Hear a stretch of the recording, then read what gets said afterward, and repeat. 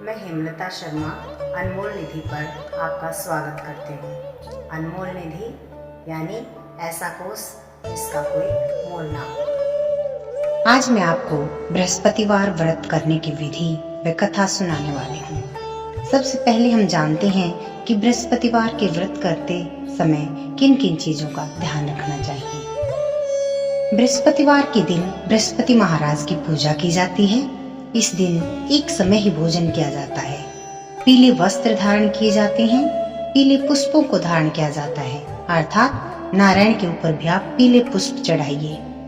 भोजन भी चने की दाल का होना चाहिए। नमक नहीं खाना चाहिए।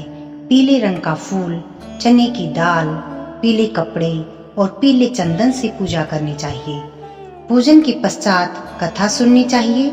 इस व्रत के करने से बृहस्पति जी अति प्रसन्न होती हैं और धन व विद्या का लाभ होता है। स्त्रियों के लिए यह व्रत अति आवश्यक है। इस व्रत में केले का पूजन किया जाता है। तो आइए अब हम बृहस्पतिवार व्रत की कथा सुनते हैं। कथा कुछ इस प्रकार है। एक नगर में दो भाई बहन थे। बहन बृहस्पतिवार के व्रत करती थी। बृहस्पति महाराज आते और बहन को 4 लड्डू व चांदी का कटोरा देकर चले जाते। बहन लड्डू खा लेती और कटोरा कोठरी में धर देती। एक दिन भाभी ने कोठरी खोल के देखी तो कोठरी जगमगा रही थी।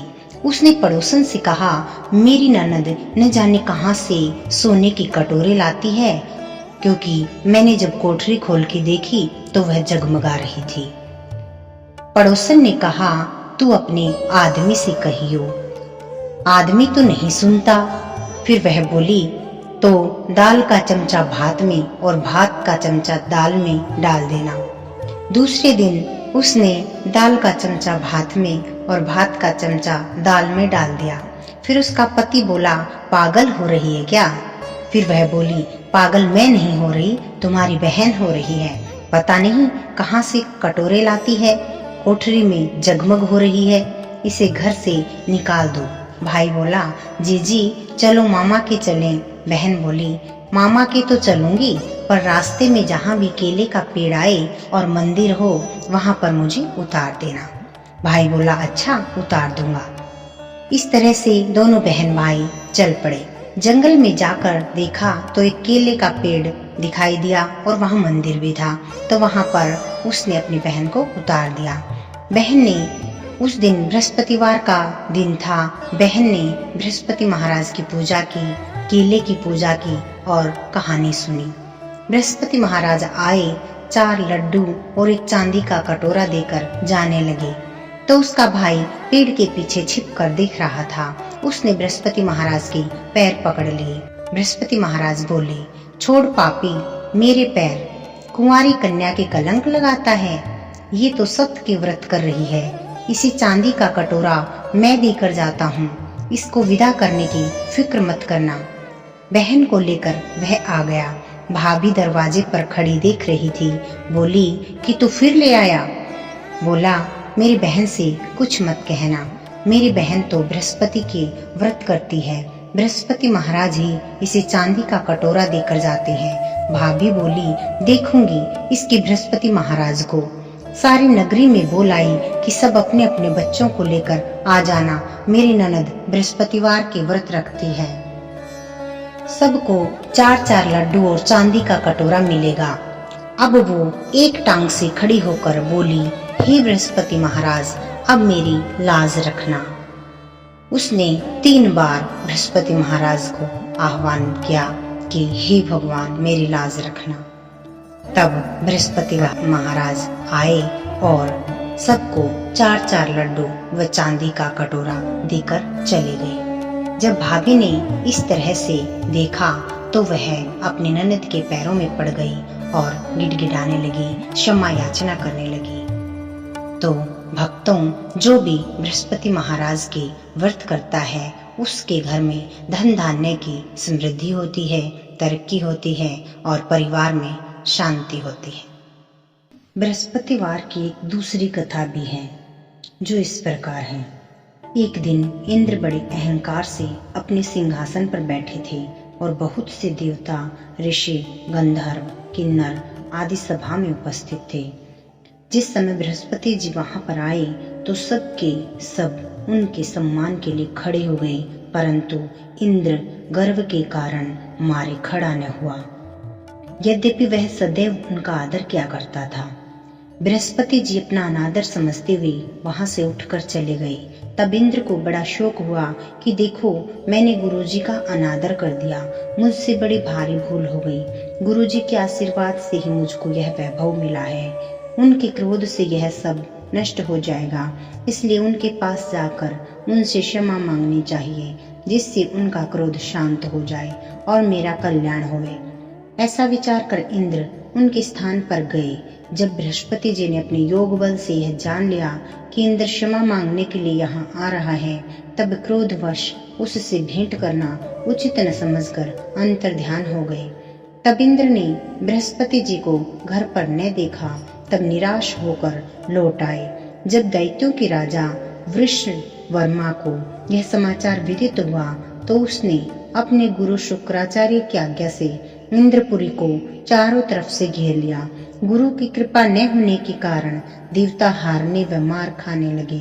तब उन्होंने ब्रह्मा जी को विनय पूर्वक सब वृतांत सुनाया और कहा कि महाराज, दैत्यों से किसी प्रकार बचाइए। तब ब्रह्मा जी कहने लगे कि तुमने बड़ा अपराध किया है, जो गुरुदेव को क्रोधित कर दिया। अब तुम्हारा कल्याण इसी में हो सकता है कि त्वष्टा ब्राह्मण का पुत्र विश्वरूप बड़ा तपस्वी और ज्ञानी है, उसे अपना पुरोहित बनाओ तो तुम्हारा कल्याण हो सकता है। यह वचन सुनते ही इंद्र त्वष्टा के पास गए और बड़े विनीत भाव से त्वष्टा से कहने लगे कि आप हमारे पुरोहित बनने की कृपा करें, जिससे हमारा कल्याण हो। तब त्वष्टा ने उत्तर दिया कि पुरोहित बनने से तपोबल घटता है, परंतु तुम बहुत विनती कर रहे हो, इसलिए मेरा पुत्र विश्वरूपा पुरोहित बनकर तुम्हारी रक्षा करेगा।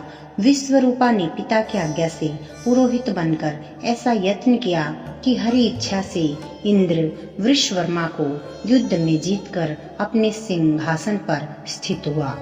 विश्वरूपा के 3 मुख थे।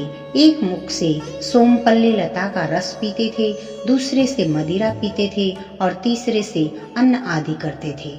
इंद्र ने कुछ दिनों उपरांत कहा कि मैं आपकी कृपा से यज्ञ करना चाहता हूँ। तब विश्वरूपा की आज्ञा अनुसार यज्ञ प्रारंभ हो गया। तब एक दैत्य ने विश्वरूपा से कहा कि तुम्हारी माता दैत्य की कन्या है, इस कारण हमारे कल्याण के निमित्त एक आहुति दैत्यों के नाम पर भी दे दिया करो तो अति उत्तम बात है। विश्वरूप उस दैत्य का कहा मानकर आहुति देते समय दैत्य नाम भी धीरे से बोलने लगा। इसी कारण यज्ञ करने से देवताओं का तेज नहीं बढ़ा और इंद्र ने यह वृतांत जानते ही क्रोधित होकर विश्वरूपा के 3 सर काट डाले। मद्यपान करने से भंवरा, सोमपल्ली पीने से कबूतर और अन्न खाने वाले मुख से तीतर बन गया। विश्वरूपा के मरते ही इंद्र का स्वरूप ब्रह्म हत्या के प्रभाव से बदल गया। देवताओं के 1 वर्ष तक पश्चाताप करने पर भी ब्रह्म हत्या का वह पाप न छूटा तो सब देवताओं के प्रार्थना करने पर ब्रह्मा जी बृहस्पति जी के सहित वहां आए। उस ब्रह्म हत्या के 4 भाग किए, उसमें से 1 भाग पृथ्वी को दिया। इसी कारण कहीं कहीं धरती ऊंची नीची और बीज बोने के लायक भी नहीं होती। साथ ही ब्रह्मा जी ने यह वरदान दिया, जहाँ पृथ्वी में गड्ढा होगा कुछ समय पाकर स्वयं भर जाएगा।